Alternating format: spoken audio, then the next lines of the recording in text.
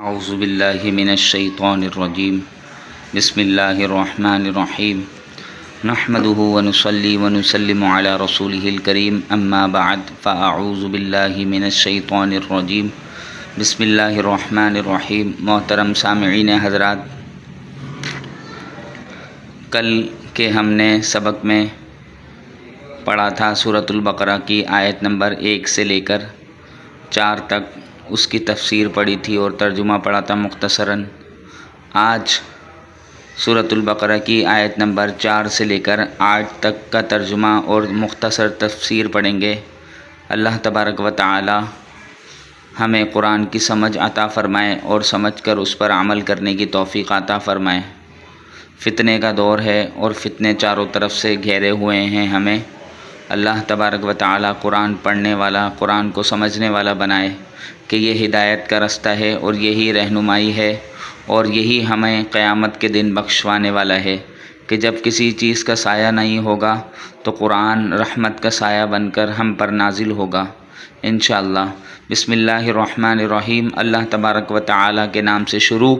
جو بڑا مہربان نہایت رحم والا ہے۔ آگے رب تبارک و تعالی فرماتا ہے اولئک، جب مومنین کی صفات بیان فرما دی اللہ تبارک و تعالی نے گزشتہ آیات میں کہ مومنین کون لوگ ہیں، پکے اور سچے،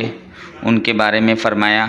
کہ جو لوگ ایمان لاتے ہیں غیب پر اور نماز قائم کرتے ہیں اور جو ہم نے رزق دیا ہے اس میں سے وہ خرچ کرتے ہیں، اور پھر آگے صفات بیان فرمائی مومنین کی، اور وہ لوگ بھی ایمان والے ہیں کہ جو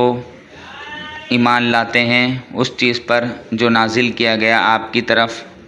مطلب نبی صلی اللہ علیہ وسلم کی طرف، اور جو آپ سے پہلے نازل کیا گیا جن کتابوں کو،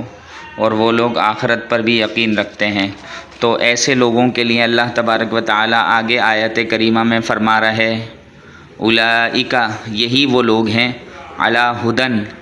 جو ہدایت پر ہیں، من ربہم، اپنے رب کی جانب سے۔ تو یہ بات ہمیں سمجھ میں آئی کہ جو نماز پڑھتے ہیں، جو ایمان لاتے ہیں اللہ اور اس کے رسول پر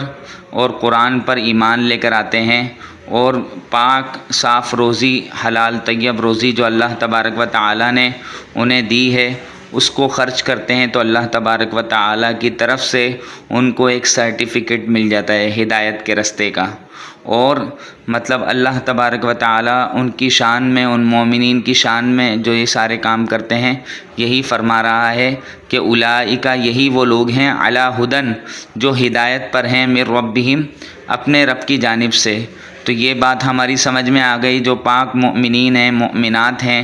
جو اللہ تبارک و تعالی کے بتائے ہوئے راستے پر چلتے ہیں، ان ساری چیزوں کا اقرار کرتے ہیں، تو وہ ہدایت پر ہیں۔ یہ سرٹیفکیٹ ان کو اپنے رب کی جانب سے مل گیا۔ پھر دوسرا اللہ تبارک و تعالی ان کو سرٹیفکیٹ اور انعام دیتے ہوئے فرماتا ہے وَأُولَئِكَ، اور یہی وہ لوگ ہیں، ہم المفلحون، وہی فلاح پانے والے ہیں۔ مطلب ہم المفلحون، وہی لوگ۔ یہاں پر دو ضمیروں کا ذکر کرنا یہ تاکید کی وجہ سے ہے کہ سننے والے کو کوئی شک نہ رہے کہ کون لوگ ہیں۔ یہ جو آیت مذکورہ، آیت جو سابقہ آیت ہم نے پڑھی اور اس کی تشریح کی، تو وہی لوگ ہیں کہ جو فلاح پانے والے ہیں، مطلب نجات پانے والے ہیں، ہدایت پانے والے ہیں، صحیح رستے کی طرف چلنے والے ہیں۔ آگے ان لوگوں کے بارے میں بھی اللہ تبارک و تعالی فرمائے گا جنہوں نے کفر کیا۔ یہ مومنین کی صفات تو آپ پڑھ چکے ہیں۔ آگے اللہ تبارک و تعالی فرماتا ہے ان الذین کفروا سواء علیہم، بے شک وہ لوگ جنہوں نے کفر کیا، سواء علیہم، بے شک وہ لوگ جنہوں نے کفر کیا برابر ہے، علیہم، ان کے اوپر، انذرتہم، کیا آپ ڈرائیں ان کو اے محبوب، ام لم تنذرہم، یا نہ ڈرائیں ان لوگوں کو آپ، لا یؤمنون، وہ ایمان نہیں لائیں گے۔ اس سے ہماری یہ بات سمجھ میں آ جاتی ہے کہ بے شک جو اللہ تبارک و تعالی اور اس کے رسول کو جھٹلانے والا ہے اور جو قرآن کی باتوں کا انکار کرنے والا ہے، جو شریعت محمدی صلی اللہ علیہ وسلم کا انکار کرنے والا ہے، کفرو سے مراد یہاں پر کافر بھی ہیں اور وہ لوگ بھی ہیں کہ جو بت پرستی کرتے ہیں یا جو یہودی ہیں عیسائی ہیں جو کفر کرتے ہیں اللہ تبارک و تعالیٰ کی ذات میں، اور کفر کرنا ہوتا ہے جھٹلانا، مطلب اللہ اور اس کے رسول کو نہیں مانتے، تو ان کے اوپر برابر ہے کہ آپ انہیں ڈرائیں یا نہ ڈرائیں، وہ ایمان نہیں لائیں گے۔ یہ اللہ تبارک و تعالیٰ کی طرف سے فیصلہ ہے ان لوگوں کے لیے، یہ ان کی بدبختی کے سبب اور یہ نبی صلی اللہ علیہ وسلم پر ایمان نہ لانے کے سبب اللہ تبارک و تعالیٰ نے ان کے لیے فیصلہ کر دیا کہ اے محبوب آپ پریشان نہ ہو کہ جن لوگوں پر آپ تبلیغ کرتے ہیں، جن لوگوں کو ہدایت کا رستہ بتاتے ہیں، لیکن وہ لوگ جن کے دلوں پر اللہ تبارک و تعالیٰ مہر لگا دی ہے، جن کے دلوں پر، آگے آیت کریمہ میں یہ بات بھی آئے گی، چلیں اس کو پڑھ لیتے ہیں۔ ختم اللہ علی قلوبہم، ایسا وہ کیوں کرتے ہیں کہ ہدایت کو قبول نہیں کرتے؟ ایسا کیوں کرتے ہیں کہ رسول اللہ صلی اللہ علیہ وسلم بذات خود ان کے درمیان میں موجود ہوتے ہیں لیکن وہ ان پر ایمان نہیں لے کر آتے؟ ایسا یہ آسانی کے ساتھ نہیں کرتے، بلکہ اللہ تبارک و تعالی نے فیصلہ فرما دیا ہوتا ہے ان کے بارے میں، اور وہ فیصلہ کیا ہوتا ہے؟ ختم اللہ علی قلوبہم، اللہ تبارک و تعالی نے ان کے دلوں پر مہر لگا دی ہے۔ ختمہ معنی ہوتا ہے مہر، اللہ اس کا فاعل ہے، ختم اللہ، مہر لگا دی علی قلوبہم ان کے دلوں پر، اور دلوں پر ہی مہر نہیں لگائی بلکہ وعلی سمعہم، اور ان کی سماعتوں پر بھی مہر لگا دی ہے اللہ تبارک و تعالی نے، وعلی ابصارہم، اور ان کی بصارتوں پر بھی، بصارت بولتے ہیں بینائی کو، جیسے کہ آپ یہ سمجھ لیں ان کے دل تو ہیں، جیسے ایک مردہ آدمی ہوتا ہے، مردے کا بھی دل ہوتا ہے، لیکن اس میں زندہ اور مردے میں یہ فرق ہوتا ہے کہ زندہ آدمی کا دل چل رہا ہوتا ہے اور اس کو زندگی دے رہا ہوتا ہے، لیکن کفر کرنے والے لوگ ہیں ایسے ہیں کہ جن کے دل تو ہوتے ہیں لیکن وہ مردہ ہوتے ہیں۔ اور وعلی سمعہم یہاں پر کیوں فرمایا؟ وہ اس وجہ سے فرمایا کہ جو بہرا شخص ہوتا ہے، کان تو بہرے کے بھی ہوتے ہیں لیکن سماعت نہیں ہوتی، اللہ تبارک و تعالیٰ کافروں کو ان کی سماعت بھی چھین لیتا ہے، ان کی دلوں کی بینائی بھی چھین لیتا ہے۔ وعلی ابصارہم، اور ان کی بصارتوں پر بھی اللہ تبارک و تعالیٰ نے پردے ڈال دیے ہیں، مہر لگا دی ہے۔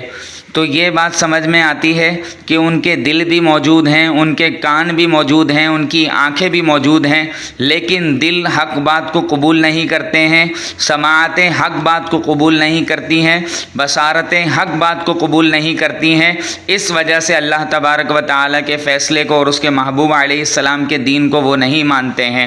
آگے اللہ تبارک و تعالیٰ ختمہ ایک سند دے رہے ختمہ کی کہ مہر لگا دی ہے، اس کے بعد دوسری بھی سند ہے کہ غشاوتن، پردے ہیں، ان کے دلوں پر بھی پردے ہیں، ان کے کانوں پر بھی پردے ہیں، اور ان کی آنکھوں پر بھی پردے ہیں کہ جن سے ان کی سماعت بھی چھین لی گئی ہے حق بات کو سننے کی، اور ان کی بصارت حق بات کو دیکھنے کی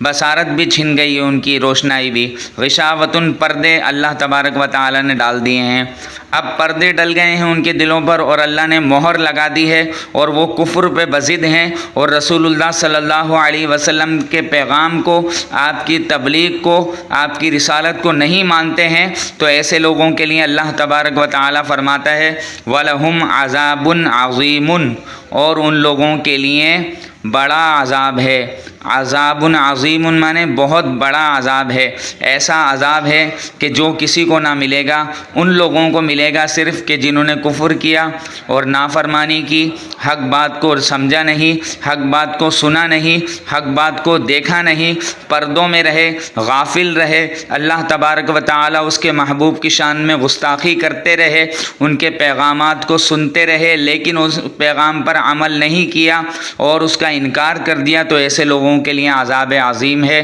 جہاں مومنین کی صفات کو بیان کیا گیا، جہاں مومنین کے انعامات کو بیان کیا گیا، وہاں پر اللہ تبارک و تعالی نے کافروں کے لیے بھی وَلَهُمْ عَذَابٌ عَظِيمٌ کہہ کر ان کا فیصلہ فرما دیا کہ ان کے لیے عذاب عظیم ہے۔ اللہ تبارک و تعالی سے دعا ہے کہ ہمیں ایمان کی سلامتی عطا فرمائے، اور ایسے کافروں سے اور ایسے بدبختوں سے کہ جو ہدایت کو نہیں مانتے، جو رسول اللہ صلی اللہ علیہ وسلم کی ذات مبارکہ کی توہین کرتے ہیں اور جو قرآن کا انکار کرتے ہیں اور آپ صلی اللہ علیہ وسلم کی رسالت کا انکار کرتے ہیں، ایسے بدبختوں سے ہمیں خلاصی عطا فرمائے۔ وما علینا الا البلاغ المبین۔